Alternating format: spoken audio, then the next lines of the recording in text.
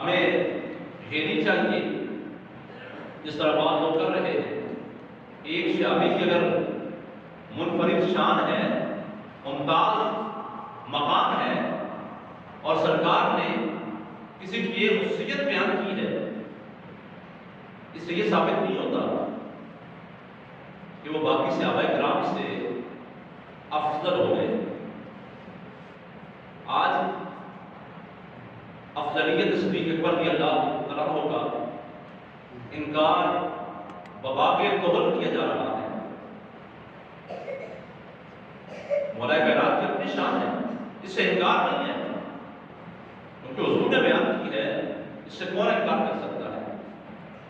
لیکن جو شان صدیق اکبر کو حاصل ہوئی ہے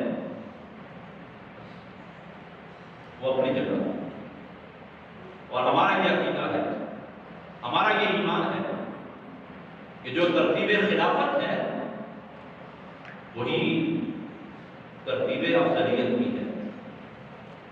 یہ ہمارا عقیدہ ہے اور اس پر امت کا اجماع ہے کہ سارے صحابہ کرام میں سے سب سے افضل انبیاء کے بعد افضل الخلق کی بعد الانبیاء بالتحقیق وہ صدیق اکبر کی ذات ہے رضی اللہ عنہ۔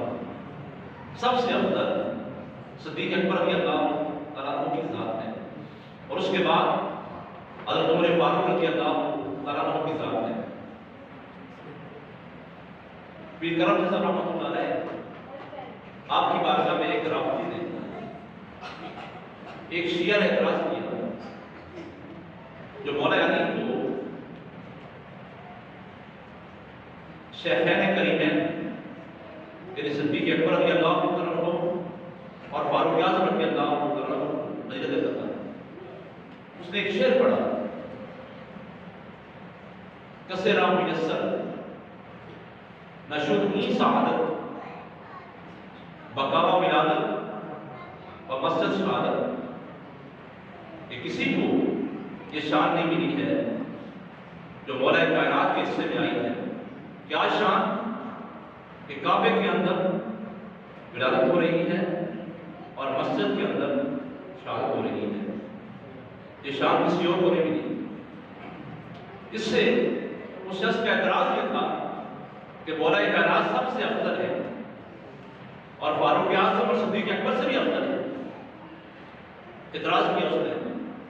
پیر کرم صاحب رحمۃ اللہ علیہ نے اس کے سوال کا جواب، اعتراض کا جواب اسی کی زبان میں دیا اور فرمایا کسرا میسر نشد کی سعادت بمسجد شہادت بروزہ اقامت، کہ فاروق اعظم کی شان یہ ہے کسی کو یہ مقام نہیں ملا ہے کہ جن کی شہادت مسجد میں ہو رہی ہے، اللہ کے گھر میں ہو رہی ہے، اور جن کا مقام روزہ مصطفیٰ ہے، سرکار کے روزے کے اندر جو مقیم ہیں اور سرکار کے ساتھ آرام کر رہے ہیں۔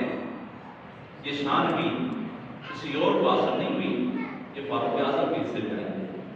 عرض کرنے کا مقصد یہ ہے ہم سارے صحابہ کے ماننے والے ہیں اور سب کی عظمت کے معترف ہیں۔ صدیق اکبر بھی شان والے، فاروق اعظم بھی شان والے، عثمان غنی بھی شان والے، مولا کائنات بھی شان والے، ہر صحابی حضور کا شان والا، اور امیر معاویہ رضی اللہ عنہ بھی شان والے۔ آپ کسی صحابی کی شان کے اندر گستاخی نہیں کر سکتے۔ ایسا نہ ہو کہ ہمارا ایمان برباد ہو جائے، ہمارا ایمان ضائع ہو جائے اور ہمیں خبر تک بھی نہ ہو۔ قرآن کا یہ اعلان ہے جس سے آگے کوئی بات نہیں ہے، کسی کی بات نہیں ہے۔